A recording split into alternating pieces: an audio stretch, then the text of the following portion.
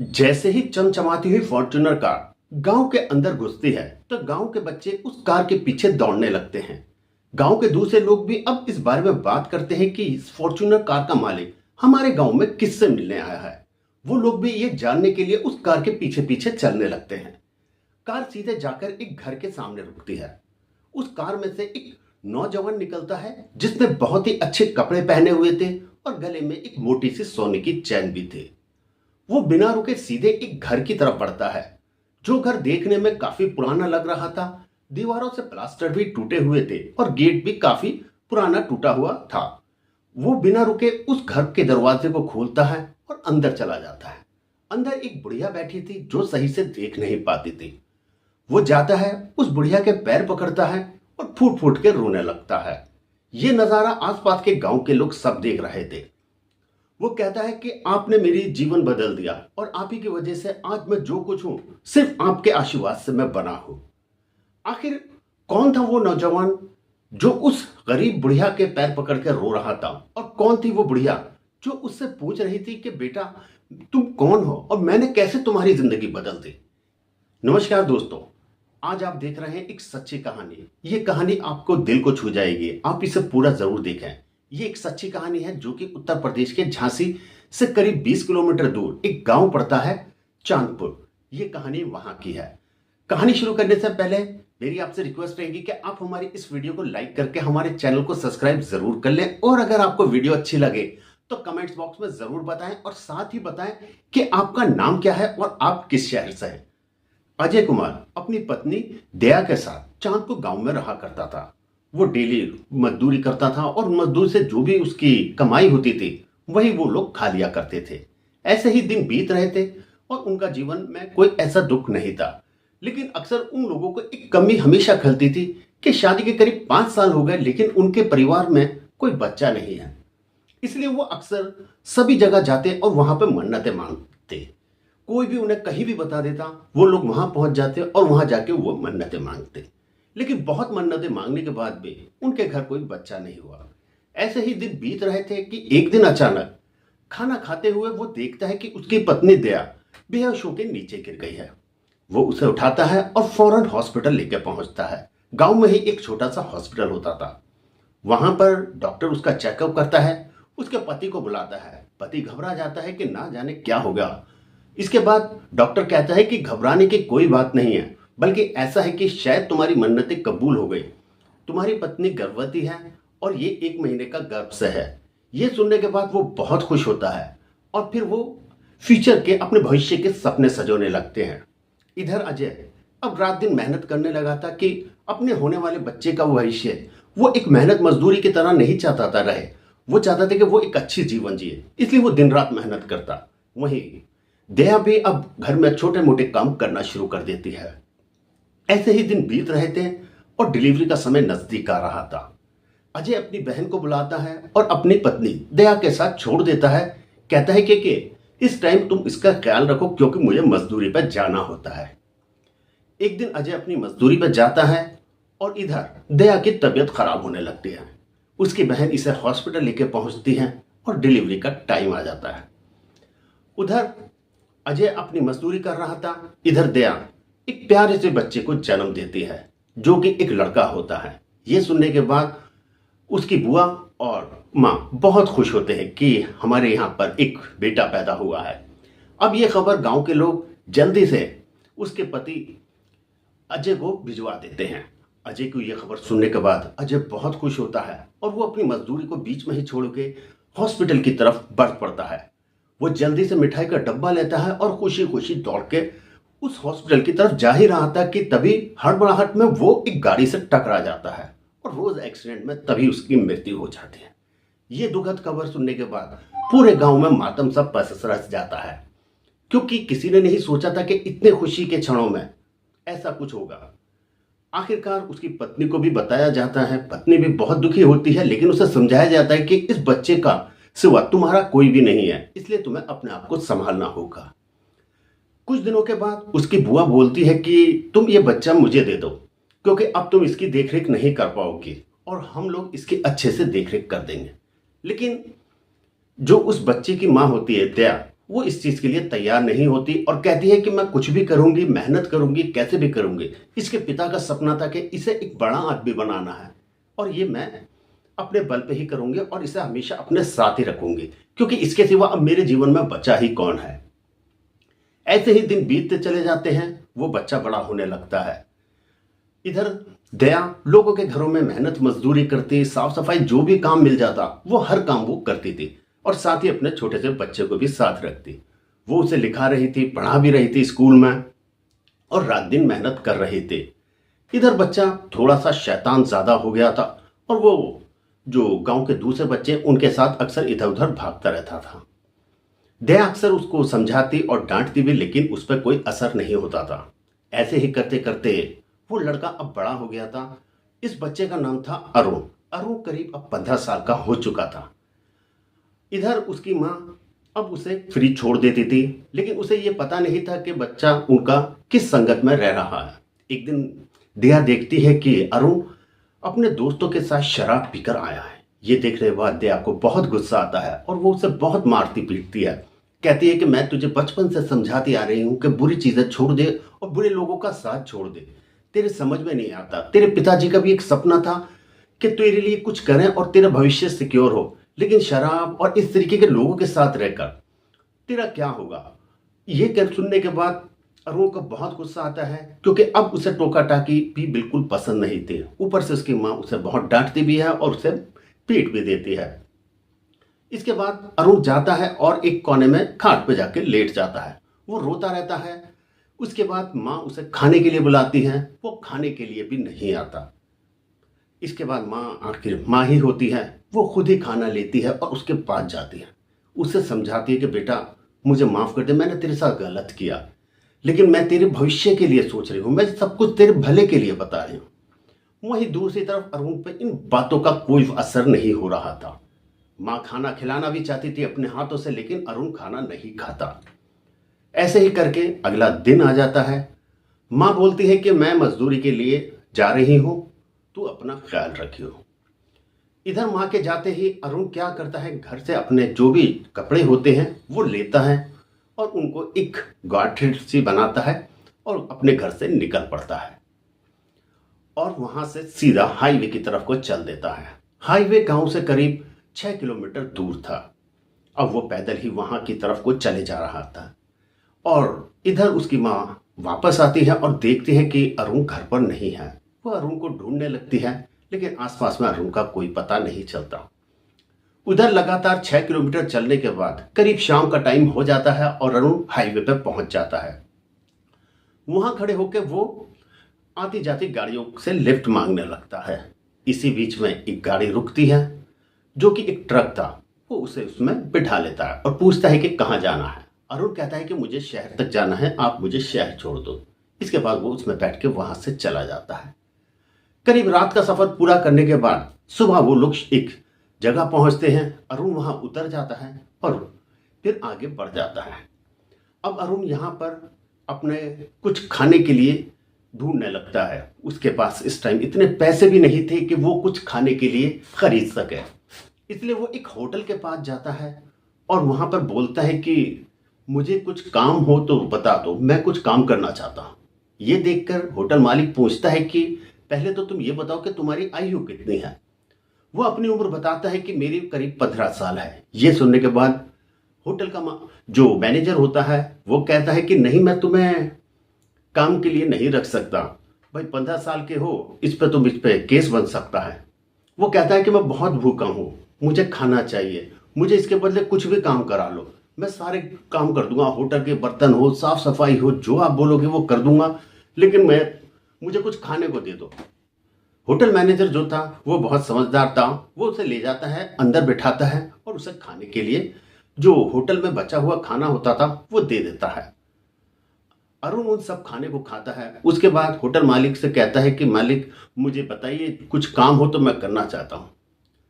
Hotel का manager उससे पूछता है कि तुम क्या काम कर सकते हो।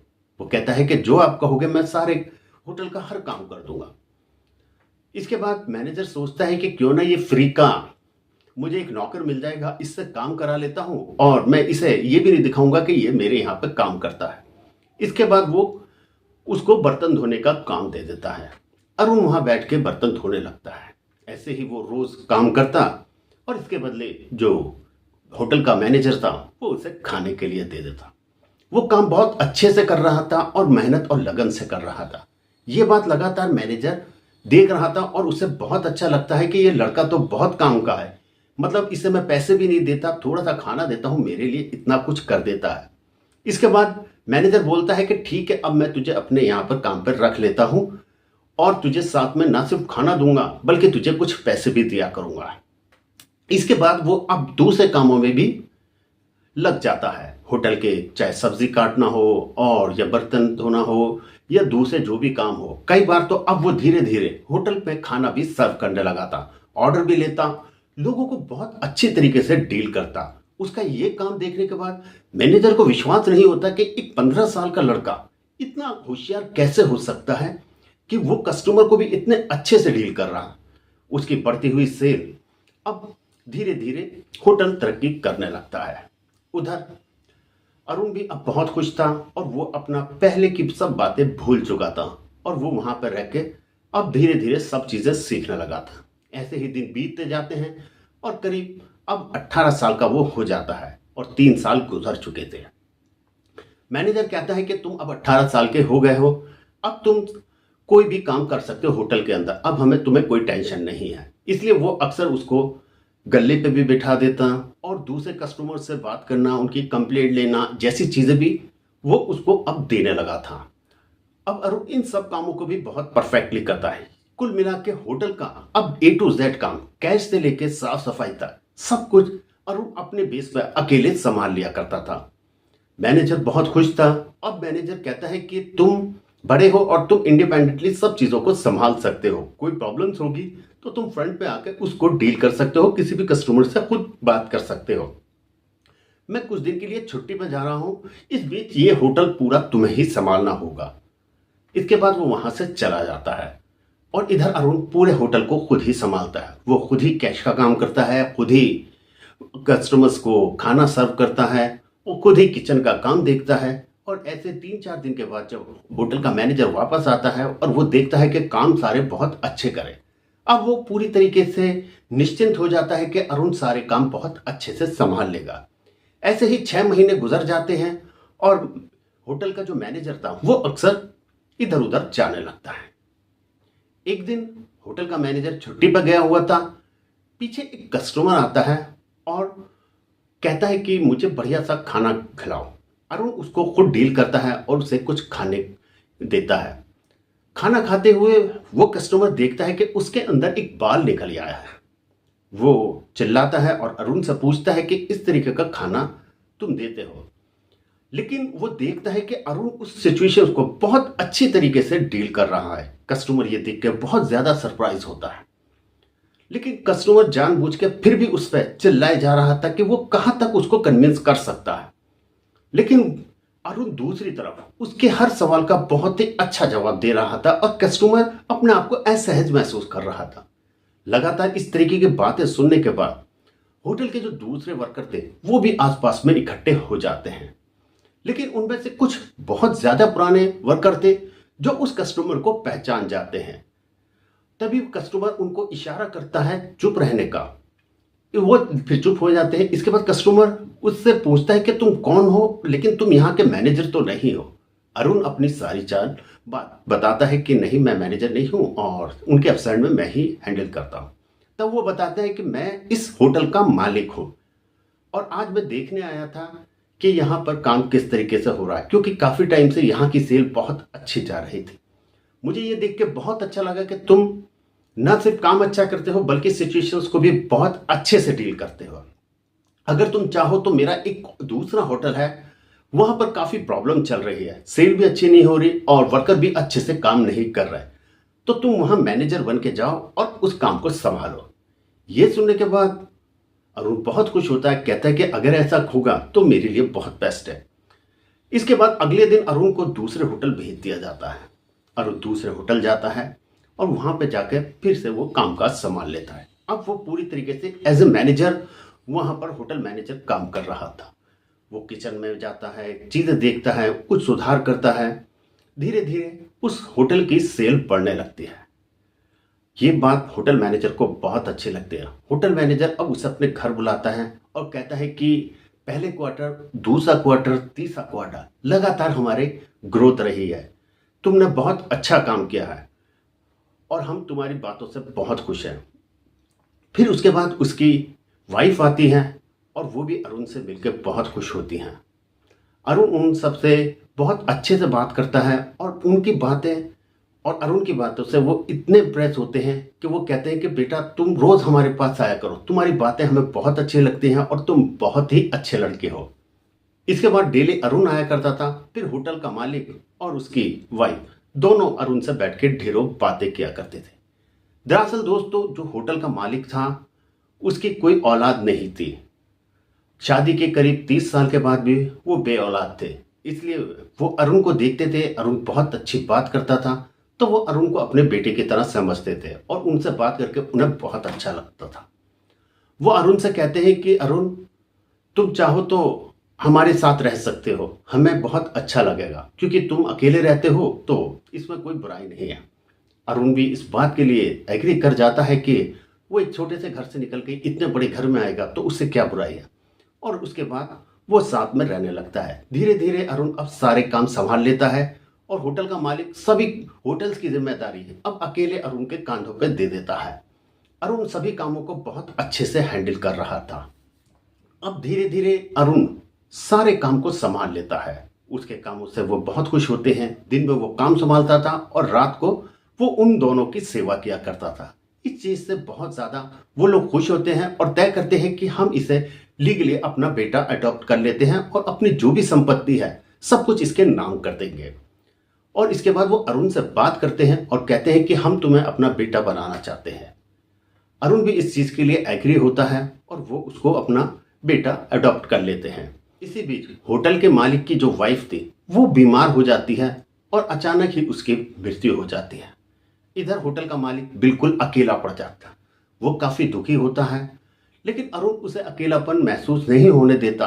वो हर टाइम उसके साथ साथ रहता, उनकी सेवा करता, उनकी टांगें दबाता, उनके सर दबाता। एक दिन बैठे बैठे बातों बातों में होटल का मालिक अरुण से पूछता है कि बेटा तुम्हारे घर में कौन कौन है, कभी तुमने हमें इस बारे में कभी नहीं बताया। इसके बाद वो बोलता है कि मेरे घर में कोई नहीं है, मेरी सिर्फ एक माँ है। वो पूछते हैं कि तुम्हारी माँ कहाँ है। वो कहता है उनसे तो मैं बहुत सालों पहले मिला था, अब मुझे नहीं पता वो कहाँ है, क्या है, जिंदा है या नहीं है। यह सुनने के बाद होटल के मालिक को बहुत बुरा लगता है कि बेटा मैं तुम्हें बहुत अच्छा समझता था, सिर्फ एक तुम्हारी माँ है और उसका भी तुम्हें पता नहीं और ना ही तुमने उसे अपने बारे में बताया कि इस समय तुम कहाँ। वो कहता है कि बेटा एक काम करो, अब तो ये सब कुछ तुम्हारा ही है और मैं भी अकेला रहता हूँ, तुम अपनी माता जी को यहाँ ले आओ और वो भी हम सबके साथ ही रहेगी।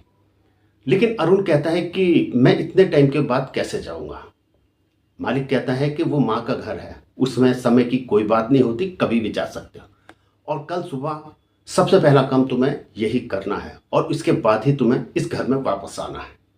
अरुण भी ये सुनने के बाद बहुत खुश होता है और वो सोचता है कि इतने सालों के बाद आज वो अपनी माँ से जाके मिलेगा। वो सुबह सुबह अपनी फॉर्च्यूनर कार लेता है ड्राइवर के साथ और वहां से चल पड़ता है। करीब 2 दिन का सफर तय करने के बाद वो सीधा उस गांव में पहुंचता है। गांव में जैसे ही फॉर्च्यूनर कार पहुंचती है आसपास के लोग इकट्ठे हो जाते हैं और बच्चे कार के पीछे दौड़ने लगते हैं। वो कार कहीं नहीं रुकती, सीधे जाके एक पुराने से घर के सामने रुक जाती है। अरुण वहां से निकलता है। गांव के सभी लोग उसे बहुत जिज्ञासा से देख रहे थे कि ये नौजवान कौन है। वो सीधा उस टूटे हुए घर की तरफ को जाता है। घर की दीवारों के प्लास्टर उखड़े हुए थे, कई जगहों से ईंटें भी निकली हुई थी। एक टूटा हुआ सा दरवाजा था, उसे खोलता है, सीधा अंदर जाता है। अंदर देखता है एक बूढ़ी सी औरत बैठी हुई है जो सही से इस समय देख नहीं पा रही। ये देख के अरुण की आंखें भर आती हैं। वो दौड़ा दौड़ा जाता है और पैर पकड़ के रोने लगता है। कहता मुझे माफ कर दो, मैंने बहुत बड़ी गलती कर दी, लेकिन आज मैं जो कुछ बना हूं आपकी वजह से बना हूं। इस तरीके से रोता हुआ देख आसपास के लोग भी इकट्ठे हो जाते हैं। फिर ये बुढ़िया यानी वो दया पूछती है कि बेटा तुम कौन हो और मैंने तुम्हारे लिए क्या कर दिया। तब वो बताता है कि मैं कोई और नहीं बल्कि तुम्हारा वो बिछड़ा हुआ बेटा अरुण ही हूँ, जिसने आज तक तुम्हारे बारे में कभी खबर नहीं ली। लेकिन यहाँ से निकलने के बाद मैंने सब बुरी आदतें छोड़ दी और रात दिन मेहनत करा, जिसका फल और तुम्हारी दुआएं हैं कि आज मैं इतना बड़ा आदमी बन गया। ये सुनने के बाद माँ उससे गले लगाती और फूट फूट कर रोने लगती है। कहती है कि बेटा, तेरी याद में रात दिन मैं रोती थी। रोते रोते मेरी जो इन आंखों की रोशनी है वो भी चली गई। मैंने तो उम्मीद ही खो दी थी कि शायद अब मैं तुझे जीते जी कभी देख पाऊंगी। मैं तो कुछ कर भी नहीं पाती। ये गांव के लोग ही थे जिन्होंने मुझे खाने के लिए एक वक्त का खाना दिया और जिस सहारे मैं आज जिंदा हूँ। ये सुनने के बाद अरुण को बहुत दुख होता है। वो सब लोगों का धन्यवाद करता है कि आप लोगों ने मेरी माँ का इतना अच्छे से ख्याल रखा, मैं आपका शुक्रगुजार हूँ। इसके बाद वो माँ से बोलता है कि माँ, अब तुझे यहाँ रहने की ज़रूरत नहीं है, शहर चल मेरे साथ, वहाँ एक हमारा बड़ा सा घर है, हम लोग वहाँ पर ही रहेंगे। लेकिन दया जाने से मना कर देती है। वो कहती है कि बेटा, अब तू मुझे इन आखिरी समय में ले जाके क्या करेगा? जब वक्त था तब तू मुझे लेने कभी नहीं आया, लेकिन इन लोगों ने हमेशा मेरा साथ दिया और आज मैं इन लोगों का साथ छोड़ के कहीं नहीं जा सकती। लेकिन वो लगातार जिद करता है, लोगों से कहता है। इसके बाद लोग दया बहन को समझाते हैं। दया इनकी लोगों की बात को मान जाती है और इसके बाद वो उसे लेता है और शहर पहुंच जाता है अपने घर पर।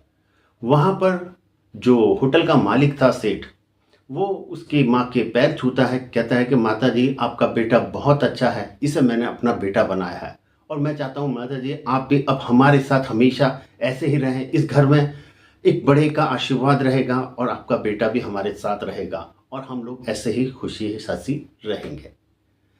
दोस्तों, आपको ये कहानी कैसी लगी आप हमें कमेंट्स बॉक्स में ज़रूर बताएं।